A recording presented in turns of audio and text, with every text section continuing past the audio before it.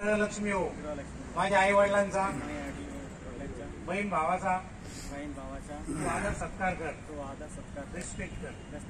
नाक मोडू नको, वाकडं तिकडे बघू नको, सेवा करू नको, पण नाक सुद्धा मोडू नको, बरोबर नाही. तर ते तू त्यांना पहिलं वचन देणार आहे. तू त्यांच्या घरात गेल्यानंतर त्यांची गृहलक्ष्मी होणार, समजते ना?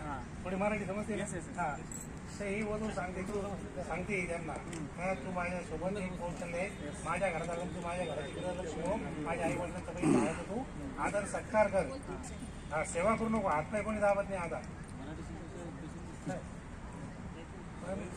नाक सुद्धा मोडू नको, उनका रिस्पेक्ट पहिले